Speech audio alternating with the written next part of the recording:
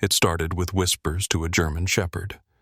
Then came drawings that matched hidden evidence and a memory of keys falling no one else had noticed.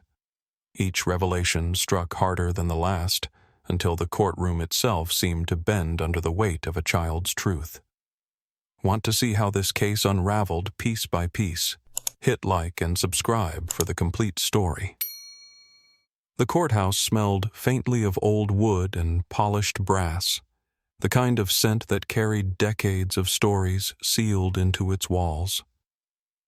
Outside, the September sun beat down on the marble steps where reporters whispered and shuffled their papers, waiting for a glimpse of what many had already called the trial of the year. Inside, the atmosphere was even tighter. The fluorescent lights hummed overhead, giving the courtroom a sterile glow that seemed almost unkind to the little figure about to enter. Rachel Torres, the prosecutor, adjusted her files with hands that betrayed only the slightest tremor. She had spent weeks preparing for this day, yet nothing could prepare her for the presence of a 3-year-old child whose truth or silence could tip the scales of justice. Across the aisle, James Carter, the defense attorney, sat with his usual air of confidence, though his eyes narrowed whenever the case file was mentioned. He had built a career on discrediting witnesses tearing apart testimonies until only doubt remained. But even he looked uneasy at the thought of questioning a child. Judge Eleanor Hayes, silver-haired and dignified, presided from the bench. Her face betrayed compassion, but her gavel had silenced many who thought kindness meant weakness. Today, her courtroom would hold its breath for a little girl named Emily Grace. The double doors opened with a creak that echoed louder than expected. Every head turned. Ava Grace, Emily's aunt and temporary guardian, walked in slowly holding the child's hand. Emily wore a pale yellow dress with tiny daisies along the hem. Her shoes clicked faintly against the floor, but her steps were hesitant, almost dragging. In her free arm, she clutched a stuffed rabbit with one ear hanging loose the way children hold on to something that has survived storms with them. Her eyes were wide, scanning the towering room, the tall benches, the faces of strangers staring too hard. The judge's expression softened, but she said nothing. Rachel's chest tightened as she watched. Emily was so small her hair slightly tousled her grip on Ava's hand, desperate. This was the witness. This fragile child, Rachel feared the courtroom's weight would crush her spirit before she spoke a single word. Ava whispered gently to her niece, urging her forward. But when the bailiff gestured toward the witness chair, Emily froze. She shook her head, stepping back until her shoulder pressed against Ava's side. Her lips moved soundlessly. The rabbit's ear twisted tighter in her fist. The room fell silent. Even Carter leaned forward, curious. Judge Hayes leaned on her bench, her voice low but steady. "Miss Grace, would you like to sit here?" The child pressed her face into Ava's sleeve and whispered something no one could hear. Ava bent low, tried coaxing, but Emily shook her head harder, small shoulders trembling. The jury shifted uncomfortably. Rachel's pulse quickened. This was exactly the fear. What if Emily could not bring herself to sit to speak to be seen? A witness who could not testify was a witness lost. Then came the sound. Not loud, not dramatic. Just the soft, steady rhythm of pause against the polished floor. The courtroom exhaled in a single moment as Ranger entered. The German shepherd, calm and solid, wore his therapy vest like a badge of quiet honor. His dark eyes scanned the room before settling near the witness chair. He did not approach Emily directly. Instead, he sat on the rug before the chair body, still head slightly tilted, as if waiting for her choice. Emily lifted her face from Ava's sleeve. Her eyes caught the dog, and something shifted. Her grip on Ava's hand loosened. Slowly, she let go, clutching the rabbit tighter in one hand as she shuffled toward Ranger. The dog did not move, did not flinch, only waited. Emily crouched beside him, burying her face in his thick fur, inhaling deeply as though breathing safety for the first time in weeks. The silence in the courtroom was absolute. Even the clerk's pen stopped tapping. Rachel felt her throat tighten. It wasn't scripted, wasn't planned, but it was working. Judge Hayes watched her lips pressed in thought. Carter raised an eyebrow, scribbled a note. Ava stepped back, her face a mixture of relief and sorrow. Emily did not speak to the judge, nor to Rachel. Her small fingers twisted gently into Ranger's fur as she whispered something only the dog could hear. His ears flicked. His tail gave a subtle thump against the floor. Rachel held her breath, straining to catch even a word, but there was nothing, only a murmur lost to the shepherd. Emily then pulled back, looking up at Ranger with eyes that seemed to search his face for confirmation. She did not turn to the adults. She did not lift her voice to the court. Instead, she leaned in again, whispering once more into Ranger's ear. The prosecutor's heart raced. The defense attorney leaned forward, his pen poised. Judge Hayes shifted slightly, recognizing what everyone in the room now understood. The child would not testify to them. She would testify to the dog. Ranger, calm and patient, had just become the bridge between silence and truth. The gallery stirred. Reporters scribbled furiously. But Rachel did not move. She knew deep in her chest that this moment, this simple act of a child choosing a dog over people, was the beginning of something none of them had expected. Rachel sat perfectly still, careful not to break the fragile silence that now filled the room. Emily remained on the rug beside Ranger, her fingers tangled in his fur, her face half hidden but calmer than when she first entered. Judge Hayes adjusted her glasses, studying the child with eyes that measured not only the rules of law, but also the weight of compassion. The defense attorney leaned forward in his seat pen, tapping lightly against his legal pad, as though waiting for the first misstep to pounce upon. Ava Grace lingered near the gallery seats, her face pale silently, praying that her niece might find her voice, even if that voice was not for human ears. The jury shifted slightly. 12 pairs of eyes following every movement the child made. The prosecutor breathed slowly, knowing that one careless question could shatter the delicate thread of trust Emily had extended only to Ranger. Instead of speaking directly, Rachel lowered herself to one knee, careful to keep her tone soft. "Emily," she said gently, though she knew the girl would not look at her. "Would it be all right if I asked Ranger something?" The child's shoulders stiffened, then relaxed as she buried her face in the shepherd's coat once more. "He listens," she whispered, barely audible. The courtroom seemed to lean forward, each adult straining to catch words meant only for the dog. Rachel took the cue, turning her gaze toward Ranger as though he, not the little girl, held the answers. "Ranger," she said softly, "can you help Emily tell us what she sees in this room?" For a moment, nothing happened. Then Emily lifted her head and looked around, her eyes darting nervously over the polished wood, the stern faces, the high ceiling. She spotted something on the defense table, something ordinary to every adult, but not to her. With a small hand still clutching the rabbit, she pointed directly at James Carter's pen. It was sleek silver, the kind of pen lawyers often carried, but its cap was chewed and its side bore faint scratches. The courtroom fell into a hush as Emily whispered into Ranger's ear again. Slowly, she pulled back, and this time her words reached the air. "That one dropped," she said, simply pointing at the pen. Carter blinked, surprised. He opened his mouth to dismiss the claim, but Judge Hayes raised a hand for silence. Rachel's pulse quickened. "Emily," she asked carefully, her voice directed at Ranger, "do you mean you saw this pen before?" The child nodded, her gaze fixed on the object, not the people. Carter shifted uncomfortably, adjusting his tie as though the room had grown warmer. The jury exchanged subtle glances. No one had mentioned a pen before. It was not part of the evidence list, not part of the reports. Yet here was the child pointing at it without hesitation.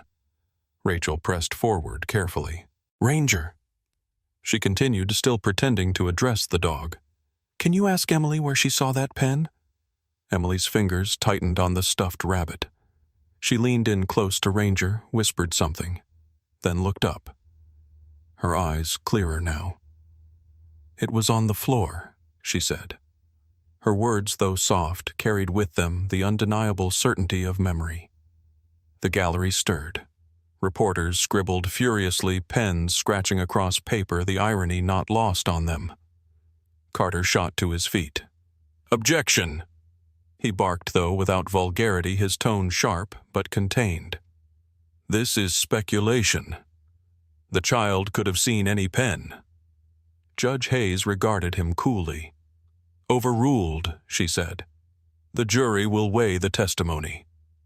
Carter sat down stiffly, his face a mask of restraint, though his pen now seemed like a blade turned against him. Rachel steadied herself. She had to tread lightly not to scare the child back into silence. She crouched a little closer, her eyes on Ranger, her tone softer still. "Ranger," she said, "maybe Emily can tell you more about that night." Emily's lip quivered, but Ranger's steady presence seemed to anchor her. She pressed her cheek against his shoulder and whispered again. Then, slowly, she lifted her face toward the center of the courtroom, her gaze unfocused yet steady. "He yelled," she said, her voice trembling but clear. The words cut through the air like glass breaking in still water. Every adult froze. The defense attorney stiffened, his jaw tightening. The judge leaned forward, her pen pausing above her notes. The jury collectively inhaled.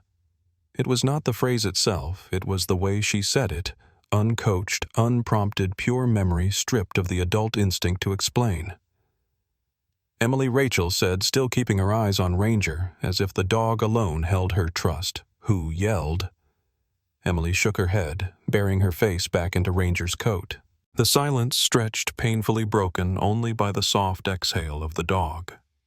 Rachel waited, resisting the urge to push harder. The child's hand stroked Ranger's fur rhythmically like a heartbeat steadying itself. Then, without looking up, she whispered again, and this time her voice carried just enough to be heard. "It wasn't him," she said, her small finger moving from Carter to the man seated behind him, one of the defense's aides. The courtroom erupted with gasps. Carter turned sharply, his eyes narrowing at his colleague. Judge Hayes rapped her gavel for order, though even she looked shaken by the sudden shift. Rachel's mind raced. The official record had placed only 2 people at the scene, the victim and the accused. Yet here was Emily calmly, almost innocently, placing another presence into the narrative. It contradicted everything the defense had built, everything the reports suggested. And yet the simplicity of her words carried a weight no cross-examination could easily undo. Carter scrambled to regain his footing, his voice strained but steady. "She's confused," he argued. "Children imagine things." But his words fell flat against the image of a child sitting calmly beside a dog, pointing without hesitation, speaking with the clarity that only honesty could carry. The jury leaned in, scribbling notes, their faces betraying both doubt and curiosity. Rachel did not press further. She knew better than to force the moment. Instead, she simply nodded toward Ranger, acknowledging the child's courage, and let the silence linger in the air like a bell that refused to fade. The courtroom had not yet recovered from the shock of Emily's words when Rachel quietly reached into a slim folder resting on the prosecution table. She drew out a folded piece of paper worn at the edges, the crayon marks faint but visible. She rose slowly, conscious that any sudden motion could break the fragile trust Emily had built with Ranger. "Your Honor," Rachel said carefully with permission, "I'd like to submit something Emily drew last week during her therapy session." Judge Hayes studied the paper that the bailiff carried forward. She unfolded it, adjusting her glasses, and for a moment her usually impassive face softened with surprise. The drawing was unmistakably the work of a child, uneven lines, bright colors, but among the sunbursts of yellow and scribbles of blue stood an image that carried weight. A table drawn in brown snapped across its middle, its legs bent at unnatural angles. Near it, a small stick figure curled into a ball. Above it, jagged red lines radiated outward, suggesting sound chaos fear. The judge handed the drawing back. "Proceed," she said, her voice subdued. Rachel held the picture up for the jury to see. This, she said, was drawn without prompting before today's testimony. It matches a detail from the crime scene that was never explained. A kitchen table was found broken in half near the victim. It was not listed as a weapon, nor considered central to the case. But Emily drew it. She remembered it. Murmurs swept through the gallery. The jurors leaned forward, comparing the child's scrawled lines to the photographs they had studied days earlier. Carter rose, his voice controlled. "Children draw broken things all the time. That does not make it evidence." But even he glanced uneasily at the picture, as though aware that the coincidence was too sharp to ignore. Rachel ignored his interjection and turned toward Ranger. "Ranger," she said softly, "Emily showed us this table. Maybe she can help us understand more." Emily shifted, pulling back from the dog just enough to look at the drawing Rachel held up. Her small hand reached into the pocket of her dress. She pulled out another folded page, this one even more crumpled, as though she had carried it everywhere. She offered it not to the adults, but to Ranger, placing it gently beside his paw. Rachel picked it up carefully. The drawing was newer, fresher, the crayon wax brighter. This one showed the same table, but this time next to it was something different. A rectangle drawn in gray with uneven lines across the side. Emily pointed at it, her voice a whisper carried to the court, only because the room had fallen utterly silent. "The door," she said. Rachel froze, heart pounding. "Emily?" she asked gently. "Is this a door?" The child nodded, her gaze on Ranger, not on Rachel. "It was open," Emily said softly. "He left it open." The words settled over the courtroom like a stone dropped into still water. Rachel felt her breath catch. She turned to the jury. "This detail," she said, "has never been part of the official record." The police report noted the back door locked upon entry. Yet Emily drew it open. "That means something critical may have been overlooked." Carter was on his feet again, his voice sharper now. "Your Honor, this is speculation piled on children's doodles. We cannot allow the state's case to rest on crayon drawings." But his objection sounded hollow even to his own ears. Judge Hayes tapped her gavel once. "The objection is noted. The drawing will remain on record for the jury's consideration." Rachel's mind raced. If the door had been open, then someone could have entered or exited unnoticed. The crime scene had been assumed to be closed, a single suspect, a single victim. But Emily's crayons had cracked that certainty. Detective Alan Brooks, seated quietly near the front, leaned toward Rachel and whispered, "We never tested that frame for prints." It was dismissed as secure. Rachel's eyes widened, but she forced herself to remain composed. She crouched again, turning her attention not to the girl, but to the shepherd at her side. "Ranger," she said softly, "Emily remembers the door. Maybe she can tell you who touched it." Emily leaned close to Ranger, whispering. Her lips barely moved, but when she pulled back, her words slipped into the open air. "He pushed it hard," she said, pressing her small hand flat against the wood paneling of the witness stand as though reenacting the motion. It made a sound. Her palm struck once softly but firmly, a child's echo of a memory. The jurors exchanged uneasy looks. Carter scribbled furiously, his pen stabbing at the paper. Rachel kept her voice steady. "Emily," she said, through Ranger, "can you tell him what sound it made?" Emily hesitated, then whispered, "It squeaked. Loud." The gallery erupted in murmurs again. Rachel felt her chest tighten. She recalled the initial police notes, no mention of a squeak, no note of an unlatched hinge. Yet here was Emily describing it with absolute simplicity. The judge leaned forward. "Detective Brooks," she said suddenly, "check your reports." Was there mention of a squeak? Brooks stood clearing his throat. "No, Your Honor. We never noted it. But I remember now when I first walked in, I thought I heard something faint when the wind shifted. I dismissed it at the time." The room filled with a stunned silence. Rachel glanced at Emily, who now rested her head once more against Ranger as if her task was complete. The child did not look triumphant. She looked relieved, as though finally someone had listened to the way she remembered it. Carter rose again, his voice calmer now but strained. "This proves nothing. Doors squeak in old buildings. This is coincidence." But his confidence no longer carried the same strength. The jury had seen the child's drawing, heard her words, and watched a detective confirm what he had once ignored.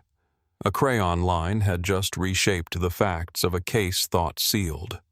Rachel placed the two drawings side by side, one with the broken table, one with the open door.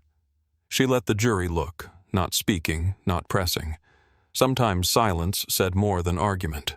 The courtroom felt suspended, waiting for the next breath, the next word, the next revelation that might fall from the lips of a child who spoke more to a dog than to people, yet somehow reached deeper than any lawyer ever could. The stillness in the courtroom after the revelation about the squeaking door lingered like fog that refused to lift. Judge Hayes adjusted her glasses, her face grave as she noted the child's words in the record. Rachel remained kneeling near Ranger, careful not to intrude on the child's fragile composure, while the jury stared intently at the two drawings that now rested on the evidence board. James Carter, however, had been silent too long, and silence for a defense attorney was more dangerous than words.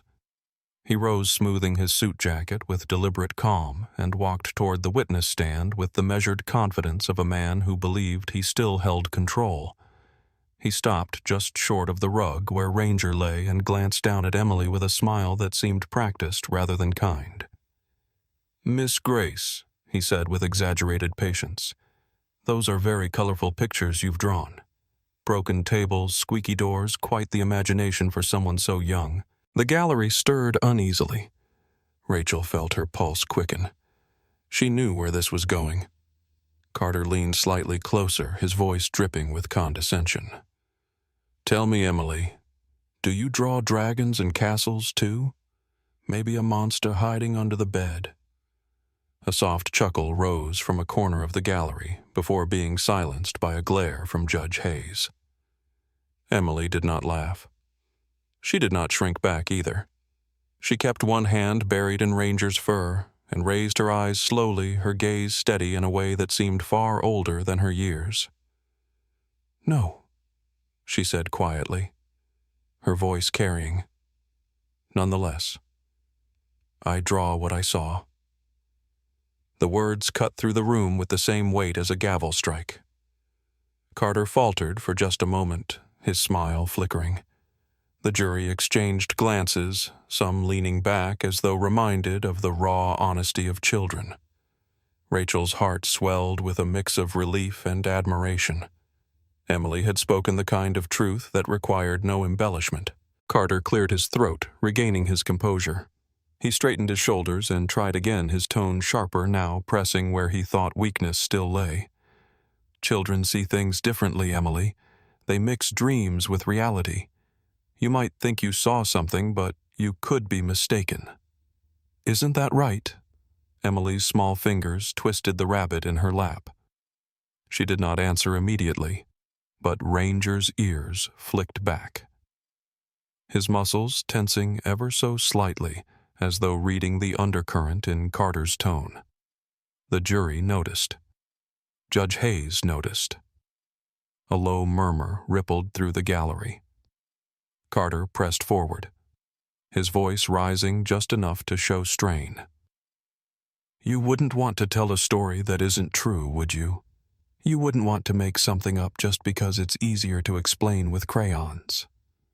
Emily lifted her chin, her lips quivering, but her eyes locked onto the attorney with a steadiness that belied her trembling hands. Then she whispered something into Ranger's ear. The shepherd shifted his body, angling slightly between the girl and the attorney, his dark eyes never leaving Carter. The faintest rumble vibrated in his chest, not loud enough to be a growl, but enough to prickle the air with tension. Carter stepped back involuntarily, his composure cracking for the first time. The jury leaned forward, captivated by the silent exchange. Judge Hayes rapped her gavel lightly, her tone sharp. "Mr. Carter, control your demeanor. You are addressing a child." Carter forced a smile, though the color in his face betrayed his unease. "Of course, Your Honor," he said, but his voice lacked conviction. Rachel seized the moment. She turned to Ranger, her voice soft as if speaking directly to the dog. "Ranger, can you tell Emily something for me? Can you tell her it's all right to speak the truth even if someone doesn't like it?" Emily stroked Ranger's neck, her small fingers gripping the thick fur as though holding on to courage itself. Then she looked directly at Carter, her voice trembling but clear. "I don't make things up. Grown-ups do." The room froze. Carter's pen slipped from his hand, clattering onto the table behind him. The sound echoed sharp in the silence. Rachel felt the air shift. The jury's expressions hardened, their notes scribbled faster. Judge Hayes's gaze fixed on Carter, her patience thinning. Even the gallery, filled with reporters accustomed to spectacle, seemed to hold its collective breath. Carter tried to recover his words, stumbling. Children say things they don't understand." But the damage was done. The child's words, spoken with quiet conviction, had stripped his argument bare. Ranger's body remained taut, his ears still alert as though he sensed the hostility lingering in the air. His steady presence at Emily's side only emphasized the contrast between the attorney's calculated rhetoric and the child's plain honesty. Rachel's throat tightened with both pride and sorrow. Emily had spoken not only against Carter's tactic, but against the very foundation of doubt he had tried to build. She had spoken the truth. Adults often refused to admit that lies came from those who should have known better. The gallery erupted in whispers before Judge Hayes's gavel restored silence. Carter backed away, adjusting his tie, his confidence clearly shaken. He turned toward his table, his posture stiff, while Emily leaned once more into Ranger, her voice soft but audible enough for those nearest. "He knows I'm not lying," she said, patting the shepherd's neck. The dog's tail flicked once against the rug, a sound more convincing than any oath. The jury watched intently, the image of a child shielded by a dog burned into their minds. Rachel steadied her breath, knowing the trial had shifted again, not because of evidence alone, but because of a moment too human to ignore. The weight of Emily's quiet declaration still hung in the air when Rachel decided not to push further, knowing the courtroom had absorbed enough in one breath. She allowed the silence to settle, a silence that was not empty, but charged, filled with the image of a child who had just held her ground against a seasoned attorney. Judge Hayes adjusted her notes, her expression unreadable, though her eyes softened slightly when they shifted toward the little girl resting against Ranger. Carter remained at his table, his jaw tight, his fingers tapping against the folder in front of him, as if he could will the moment away. The jury, however, leaned forward, still drawn to the unusual strength radiating from a witness so young. Rachel took a slow breath and decided it was time to let Emily lead again. She crouched near Ranger, keeping her tone low. "Ranger," she said gently, "maybe Emily remembers who else was there that night." Emily stirred, lifting her head from the shepherd's coat. Her lips moved soundlessly at first. Then she leaned closer to Ranger, whispering in the soft cadence of memory. Ranger shifted ears, flicking tail, brushing the rug. Emily's small hand pointed not at Carter, not at the accused, but toward the far side of the courtroom where no one sat. Her voice was a murmur, fragile yet distinct. "The man with the cart," she said. Confusion rippled across the room. Rachel's brow furrowed. "Emily," she asked, carefully, still speaking through Ranger. "Can you tell him more? What man with the cart?" Emily clutched her stuffed rabbit eyes, darting briefly toward Ava before returning to Ranger. "He was outside," she whispered. "He pushed the cart. It squeaked, too." The courtroom stirred with low murmurs. Carter immediately rose, seizing the opportunity. His tone carried forced confidence. "Your Honor, this is absurd. Children invent people the way they invent imaginary friends." There was no man with a cart mentioned in any report. Judge Hayes raised a hand for calm, but her eyes flicked toward Rachel, silently asking if she could ground this revelation in fact. Rachel turned quickly toward Detective Brooks, who had been following every word from the gallery seats. Detective, she called, was anyone else noted in the vicinity that night. Brooks cleared his throat, rising with visible reluctance as though admitting an oversight. "There was a delivery schedule for the apartment building," he said slowly. "A maintenance worker was supposed to collect trash bins in the back alley. The logs show he signed in around that time, but we never interviewed him. It seemed unrelated." The gallery gasped the sound like a sudden draft sweeping through. Carter stiffened his objection, faltering before he could even voice it. Rachel seized the opening, her voice calm but firm. Emily remembered him. No one told her about a man with a cart, yet the building's own records place a worker nearby. Carter regained his voice, though it trembled with strain.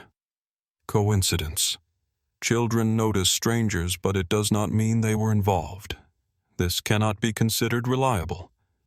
But even as he spoke, the courtroom clerk retrieved a file from the evidence table at Rachel's request.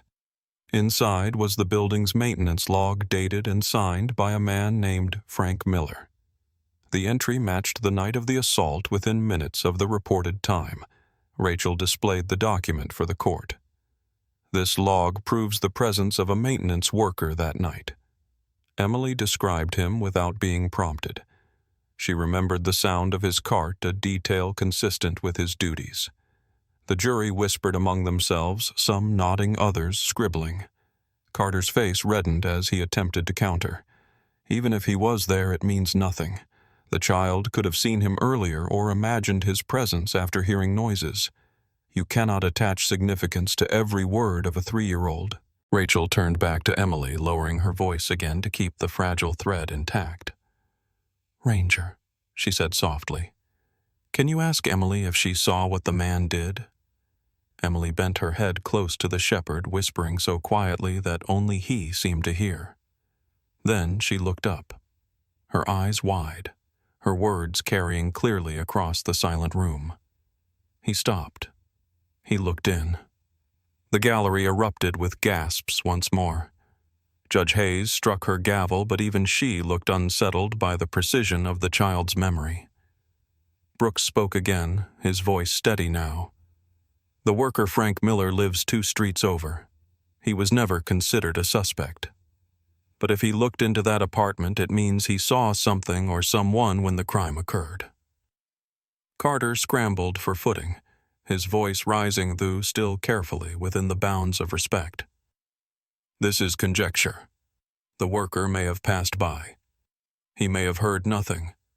We cannot assume his involvement simply because a child recalls a face." But Rachel did not need to press harder. The point had already settled into the minds of the jury. A child had remembered what professionals had dismissed. She had identified a witness, overlooked not because of malice but because of assumption. And now, with a single phrase he stopped, he looked, in the story had gained a new layer of urgency. Emily leaned once more into Ranger, her small body relaxing as though she had given all she could. The shepherd's steady presence grounded her, his head resting lightly against her lap, his tail brushing against the floor in a slow rhythm. The jury could not look away. Neither could Carter, though his face betrayed the dawning realization that every attempt to minimize the child's words only amplified their weight. Rachel held the maintenance log in her hand, the child's drawing still displayed nearby, and knew the direction of the case had just shifted again. The overlooked man with the cart was no longer invisible. He was a missing piece drawn into the story by the memory of a child too young to manipulate details, yet old enough to remember what frightened her. The revelation about the maintenance worker had unsettled the courtroom, but before anyone could regain balance, Emily shifted slightly, her small fingers tracing absent patterns in Ranger's fur as if her memory was guiding her hands. Rachel noticed the change and leaned closer, careful to keep her voice steady and soft. "Ranger," she said, as though she were asking the dog a question. Maybe Emily remembers another sound from that night. The little girl's eyes flickered upward toward the ceiling as though searching for the echo of something that still lingered in her mind. She whispered into Ranger's ear, her lips barely moving, then pressed her cheek against his shoulder for courage. When she looked up again, her voice was fragile but clear enough to reach across the room. "The keys," she said. The word hung in the air like an uninvited guest. Carter immediately straightened his pen frozen above his pad. Rachel kept her gaze on Ranger, her heart beating hard. "Emily," she asked softly through the dog, "what about the keys?" Emily twisted the rabbit in her hands and whispered again. This time she lifted her palm and let it fall open as if something had slipped through her fingers. "They fell," she said. "They hit the floor." The gallery erupted in murmurs. Judge Hayes struck her gavel once, restoring silence. Rachel's mind raced. She had reviewed the police reports dozens of times, but she did not recall anything about keys. She turned quickly toward Detective Brooks, who leaned forward, his brow furrowed. Brooks, she called, was anything about keys mentioned in the initial reports. Brooks shook his head slowly. "Not in the main report, but I remember one of the responding officers mentioned finding a single house key under the table near the victim. It was dismissed as belonging to her." Rachel's pulse quickened. "Was it tested?" Brooks hesitated. "No. It was bagged but never prioritized. We assumed it was hers." Carter rose swiftly, his voice clipped but firm. "Your Honor, this is meaningless. Keys are everywhere. A child may have overheard officers talking later and imagined it." But before the judge could reply, Rachel raised the paper file in her hand. "Your Honor, I request that the evidence log for that night be reviewed immediately." Judge Hayes nodded to the bailiff, who retrieved the file. A moment later, a sealed bag containing a single brass key was displayed for the court. Rachel pointed toward it, her voice calm but resonant. "This was recovered at the scene. It was never tested because it was assumed to belong to the victim, but Emily described it falling to the floor. She described the sound. That is not an assumption. That is memory." Carter's face tightened. He opened his mouth to object, but Judge Hayes cut him off with a sharp look. "We will hear from the forensic examiner," she said. "Within minutes, Doctor." Marlene Quinn, the forensic specialist who had overseen the cataloging of evidence, was sworn in. She adjusted her glasses and took the stand with the quiet composure of someone used to detail over drama. Rachel approached slowly. "Dr. Quinn, were these keys collected from the crime scene?" "Yes," Dr. Quinn confirmed. "One key was found beneath the broken table." "And were they ever matched to the victim?" "No," she admitted. "We assumed they were hers, but later inventory showed her house keys were still on her chain. This single key did not belong to her. It was marked as inconclusive but never pursued further." The jury stirred at the admission. Rachel felt her chest tighten with both vindication and anger at the oversight. She steadied herself. Dr. Quinn, could a 3-year-old child have known about this key if she had not been present when it fell? Dr. Quinn hesitated, then shook her head firmly. "No, that detail was not released publicly. Only the officers and forensic team were aware of it. If she described hearing keys fall, it means she witnessed it." Carter rose abruptly, his tone sharp. "Or she imagined it. Children drop toys all the time. Keys make noise. She could be confusing one sound with another." Dr. Quinn remained calm. With respect, sir, the log indicates the key was found under the table consistent with the child's earlier drawing of herself hiding there. The alignment is too precise to dismiss as imagination. The jury's pens scratched furiously. Rachel glanced at Emily, who was now leaning into Ranger again, her small body pressed against the dog's side.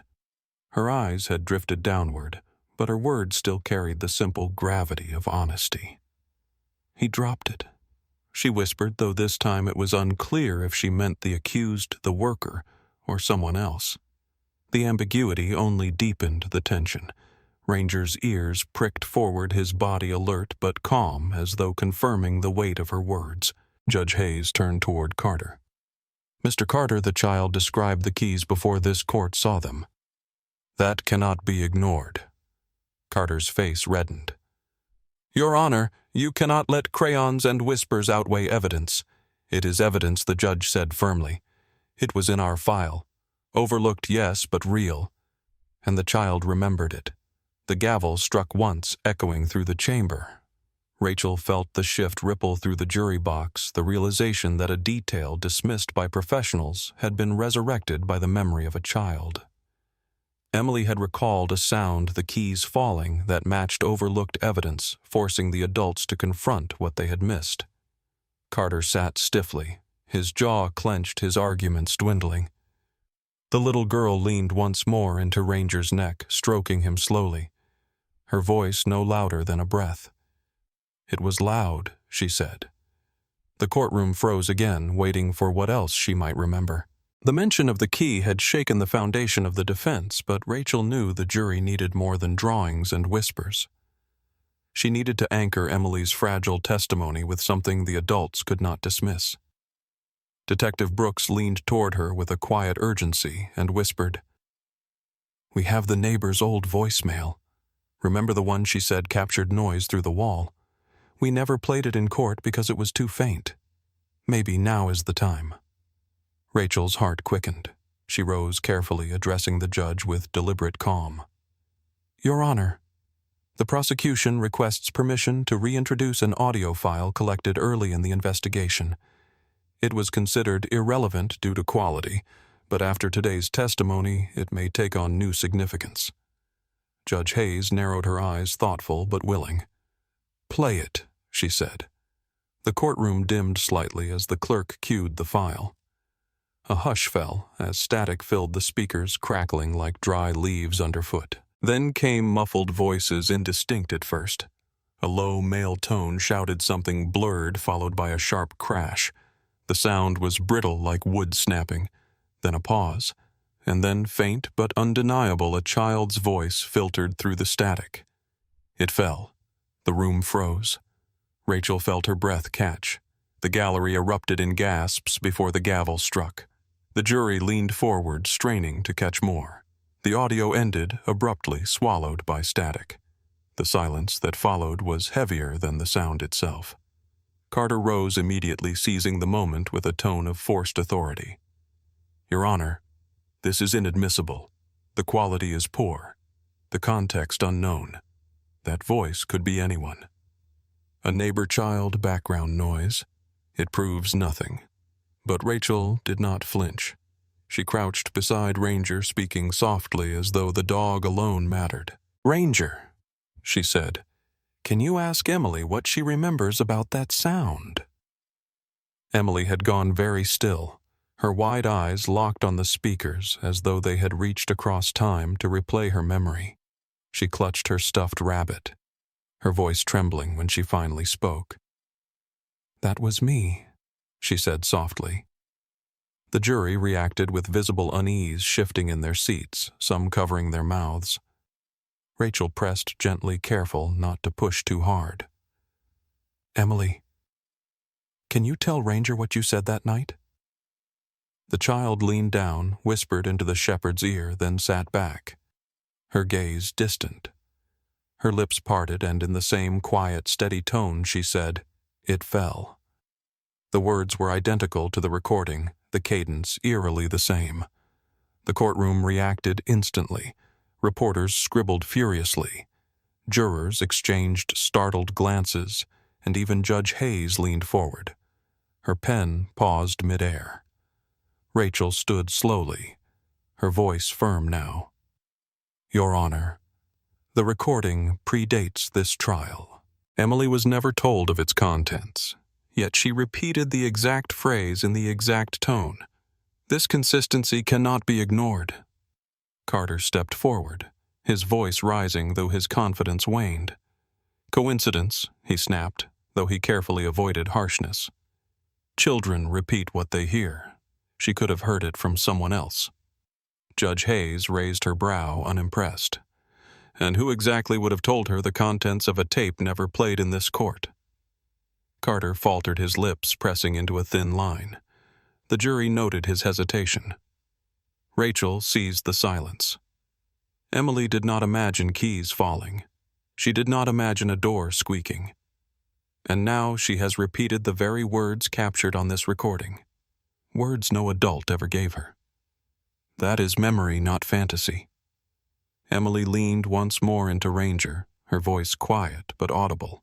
It was loud, she added. The gallery murmured again, the weight of her testimony building like a tide. Carter tried to salvage ground. Children can mimic sounds. This proves nothing about the accused. But the damage was clear. The jury had heard the tape, then heard the child echo it with the same tone, the same phrase. The overlap was undeniable. Ranger shifted slightly, placing his head on Emily's lap, his eyes steady on Carter, as though marking him. The dog's presence reminded everyone that Emily's words were not coaxed, not rehearsed. They were drawn out by trust, by a bond too pure to manipulate. Judge Hayes rapped her gavel. The recording and the child's response will remain part of the record. The jury will weigh its significance. Carter sat down stiffly, his confidence fraying at the edges. Rachel returned to her seat slowly, her mind racing with possibilities. The jury had just witnessed an alignment between fragile memory and tangible evidence. For the first time in weeks, the scales were shifting visibly. Emily stroked Ranger's ear, whispering something too soft to hear. The dog's tail brushed the rug, a small, steady rhythm that seemed to reassure her more than any adult's promise ever could. The jury could not unhear the tape nor unsee the child's steady, uncoached repetition. They had crossed a threshold where imagination ended and memory began. The echo of the recording still lingered in the courtroom when James Carter rose again, his expression taut with controlled frustration. He could feel the jury slipping from his grasp, and the only way to regain control was to challenge the very heart of Emily's testimony. He adjusted his tie and approached the witness stand, careful to stop just short of Ranger's reach. His smile was measured, practiced, but it did not reach his eyes. Emily, he began with a calmness that felt brittle. You've been very brave, but I need to ask you something important. Do you know the difference between telling the truth and telling a story? Emily kept her head pressed against Ranger, her fingers stroking the dog's ear. She did not look at Carter. The jury shifted uncomfortably. Carter leaned a little closer, his tone soft but pressing. Sometimes children make up stories. Sometimes they pretend. Have you ever pretended something that wasn't real? Emily whispered into Ranger's fur, her lips moving without sound. The shepherd's ears twitched, his body steady, his eyes fixed on the man before them. Then Emily looked up, her voice quiet but strong enough to carry. I don't lie to him, she said. The room stilled. Carter blinked, caught off guard. What do you mean, Emily? She wrapped her arms around Ranger's neck, her cheek against his fur. I only tell him the truth. I never lie to him. The words landed like a stone in water rippling outward. The jury's pens scratched furiously, some jurors nodding almost unconsciously. Carter opened his mouth, but nothing came out at first. He had intended to paint the child's testimony as fragile imagination, yet she had framed it in a way no adult could dismantle. Her bond with the dog was built entirely on truth. Carter forced himself to recover, straightening his shoulders. Emily, he tried again. You say you remember things, but memories can be tricky. People can imagine they saw something when they didn't. Are you sure you're not just remembering a dream? Emily looked at him for the first time, her eyes large but unwavering. She pressed her rabbit against her chest and spoke with the simplicity of a child who had nothing to defend. Dreams don't make me hide, she said. The words cut deeper than any cross-examination. The gallery murmured hushed by the gavel. Carter's jaw tightened. He could feel control slipping, yet he pressed once more, his voice lower now. Emily, if you saw the man, can you tell us how you knew it was him? Emily hesitated, her lips trembling, her hand tightening on Ranger's fur. Then she whispered into his ear again, gathering strength from the steady weight of his presence. When she pulled back, her small voice filled the room. He held the glass like this. She lifted her hand, curling her fingers awkwardly around an invisible cup. Her wrist bent in a peculiar angle, her thumb pressed against the rim instead of the side. The courtroom erupted with murmurs. Rachel's eyes widened. She remembered reading in the background notes that the accused had once injured his wrist in a bar fight years ago, leaving him with a permanent habit of holding cups differently. It was a detail so obscure it had never been raised in court, never considered relevant. Yet here was Emily demonstrating it with uncanny accuracy. Judge Hayes leaned forward, her expression sharp. Mr. Carter, is this consistent with your client's condition? Carter stiffened. Irrelevant, he said quickly. Coincidental. Many people hold cups in unusual ways. But the jury was already exchanging glances, some mimicking the gesture themselves, others shaking their heads. Rachel seized the opportunity. Emily, she said gently through Ranger, can you show us again? Emily lifted her hand once more, repeating the exact, awkward grasp, her eyes fixed on Ranger, not the adults. He always did it, she whispered. The gallery gasped. Carter turned sharply toward his client, who sat rigid at the defense table, his hands clasped tightly, his face pale. The peculiar detail known to those close to him but never entered into the record had just been pulled into the open by a child too young to fabricate it. Carter scrambled. Your Honor, this is unreliable. Children mimic what they see. She could have seen anyone hold a glass that way. But Judge Hayes's eyes were firm. Noted Mr. Carter. But the jury will weigh it. Rachel remained silent, knowing the moment spoke louder than any argument. Emily leaned back into Ranger, her small shoulders trembling but her face calm, as though she had finally released something heavy she had carried alone. The shepherd pressed closer to her, his steady presence shielding her from the pressure of the room. Carter returned to his table, his composure fractured, his strategy unraveling. The jury no longer looked at him. They looked at the child, the dog, and the image of a truth too simple to dismiss. The gallery sat hushed, aware they had just witnessed a moment that no adult testimony could equal. Emily stroked Ranger's fur again, whispering softly into his ear as the courtroom braced for what might come next. The gesture Emily demonstrated still lingered in the minds of the jury, the image of her tiny hand gripping an invisible cup at a bent angle replaying itself in their thoughts. Rachel knew she had to move quickly before Carter found a way to recover his footing. She nodded toward Detective Brooks, who rose from his seat, a folder tucked under his arm. Rachel spoke clearly, her voice carrying across the hushed chamber. Your Honor, the state requests permission to introduce supplemental investigative records obtained during recess. Judge Hayes gave a curt nod. Proceed. Brooks handed the folder to the bailiff, who delivered it to the bench. Hayes adjusted her glasses, scanning the documents with sharp eyes. Explain, she ordered. Brooks cleared his throat. During our renewed review, we discovered financial records connecting the defendant and the victim. Specifically, a series of transfers from the defendant's account to a shared lease agreement on an apartment downtown. This was not disclosed earlier because the transfers were disguised under a corporate entity. Further digging revealed the entity was managed by the defendant himself. Murmurs rippled through the gallery like a wave cresting before breaking. Rachel stepped forward, seizing the moment. The defense has argued there was no personal connection strong enough to establish motive, but this document shows otherwise. The defendant was financially tied to the victim in a way he sought to hide. Carter rose sharply, his voice controlled but brittle. Your Honor, these are circumstantial financial arrangements. Many people co-sign leases or share accounts without implication of wrongdoing. This does not prove violence, but his argument lacked weight. The jury leaned forward, absorbing the revelation with interest. Rachel's voice grew firmer. It proves opportunity. It proves contact. It shows that this was not a passing relationship but a concealed entanglement, and Emily's memory places him inside that apartment.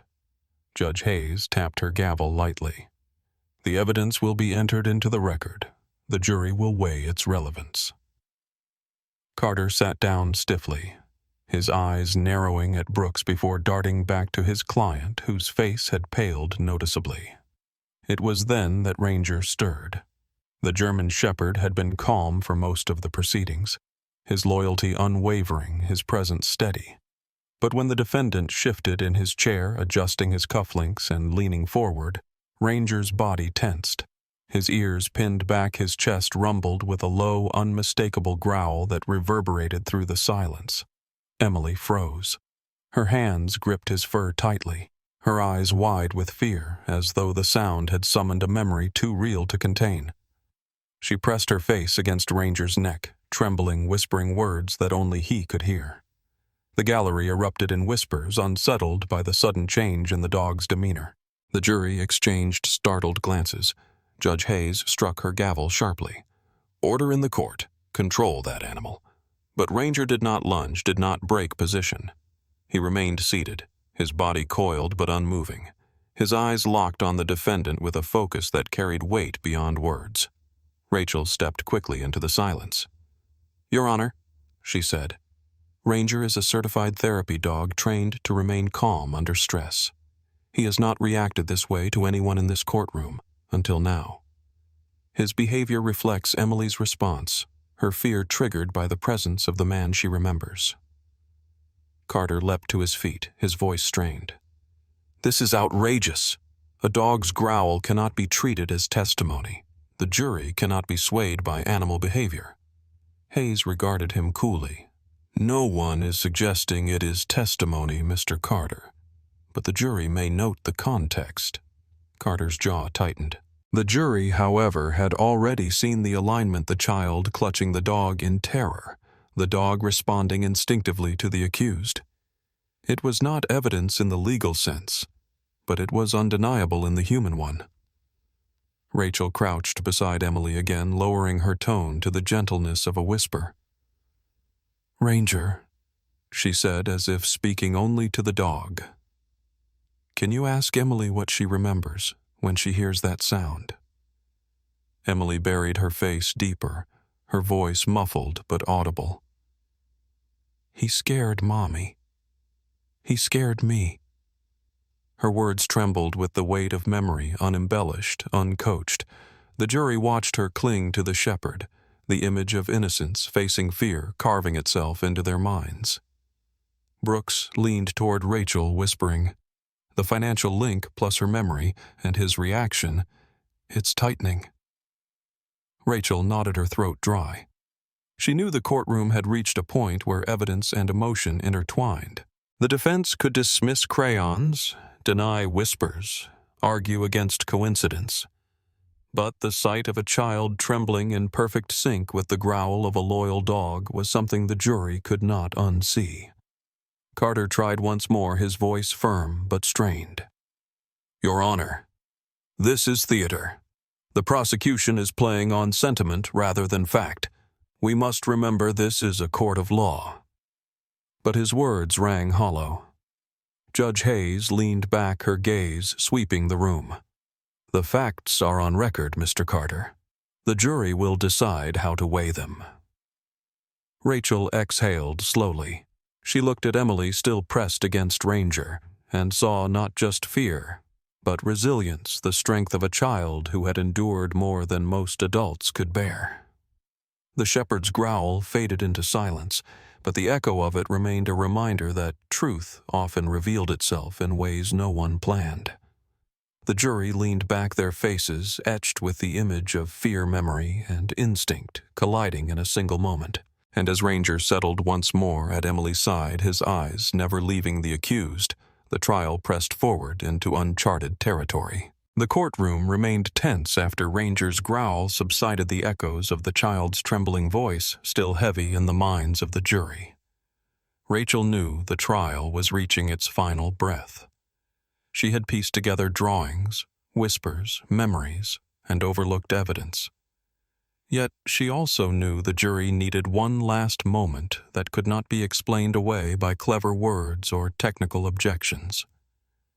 Emily still leaned against Ranger, her tiny hands gripping his fur, her eyes unfocused as though she was drifting between memory and the present. Then slowly she reached into the pocket of her dress and pulled out a folded page wrinkled and smudged with color. She laid it carefully on Ranger's paw, as though giving it to him first, not the adults. The shepherd nudged it forward gently, and Rachel picked it up with hands that trembled at the edges. She unfolded the page. It was not like the others. Gone were the jagged lines, the broken tables, the red scribbles of anger. This drawing showed a house with straight lines, a window colored blue, a sun shining bright in the corner. In front of the house stood a little girl holding the leash of a large dog. Above them floated a single purple heart. Rachel's throat tightened. She turned the drawing toward the jury without adding flourish. This, she said softly, was drawn without prompting. After days of testimony, this is what Emily chose to bring here today. The jury leaned in their eyes, moving from the child to the picture to the calm shepherd at her side. The gallery had fallen utterly silent. Even Carter did not rise this time. He sat stiffly, his gaze locked on the table, his pen unmoving. Judge Hayes studied the drawing for a long moment before speaking, her voice subdued. "What does this mean, Miss Torres?" Rachel swallowed hard. "It means Emily knows the difference between fear and safety, between memory and imagination, between violence and truth. She remembers what happened that night, not because she wanted to, but because she could not forget. And she has shown us through every drawing, every whisper to Ranger, that her memory is consistent and undeniable." Emily lifted her chin slightly, her voice so soft it forced everyone to lean in. "This one is real," she said, pointing at the house and the dog. "This one makes me safe." The jury's expressions shifted, their hardened features softening into something closer to understanding. It was not pity. It was recognition of a truth that needed no further proof. Rachel took a deep breath and faced them fully. "Ladies and gentlemen, experts can explain trauma, detectives can track evidence, but it took a child and a dog to reveal the truth we overlooked. She has spoken in drawings and whispers, yet she has given us more than any adult could. Her words may be simple, but her truth is complete." Judge Hayes turned her gaze to the jury box. "You have heard testimony, reviewed evidence, and witnessed something few courts ever see. A child, through trust and honesty, has shed light on what was hidden. You will deliberate accordingly." The gavel struck once. The jury filed out their faces, solemn, carrying with them crayons, whispers, and the memory of a shepherd who had listened better than most adults. Hours later, when they returned, the foreman stood with the verdict in hand. His voice did not tremble. Guilty. The word fell heavy and final. The gallery erupted in murmurs, some gasps, others quiet tears. Carter sat motionless, his shoulders slumped, his pen abandoned. The defendant's face went pale, his jaw clenched as the bailiffs moved to escort him away. Ranger remained still beside Emily, his eyes calm, his duty fulfilled. Emily did not cheer, did not cry. She simply laid her hand against the dog's head and whispered, "We told the truth." Judge Hayes leaned forward, her voice softer now, almost reverent. Let the record reflect that justice has been served not only by the work of this court, but by the courage of a child who dared to remember. Rachel closed her eyes for a brief moment, the weight of weeks of uncertainty finally lifting from her shoulders.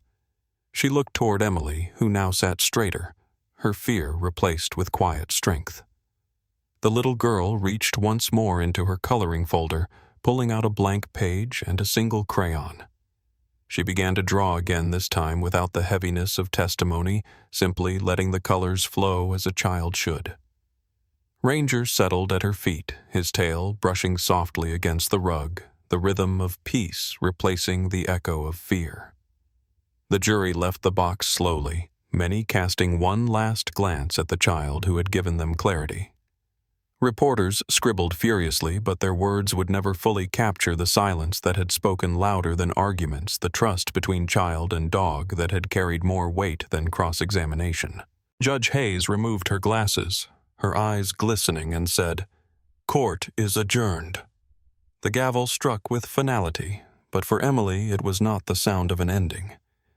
It was the sound of freedom. Ava rushed forward, kneeling to embrace her niece. Emily hugged her tightly, then turned back to Ranger with a smile so small yet so radiant that it seemed to brighten the solemn chamber. "We did it," she whispered again, more to the dog than anyone else, and Ranger, ever steady, pressed his head into her lap as if answering in the only language he knew. Outside the courthouse steps filled with reporters and flashing cameras, but inside the chamber lingered an image that would remain with all who witnessed it: a child, a dog, a final drawing of safety, and a truth too simple to be denied. This case proves that sometimes the smallest voices carry the greatest truth. If you want more stories like this, make sure to subscribe and hit the like button. Tell me in the comments which moment surprised you most, and let me know your city or country. I'd love to see how far this story has traveled.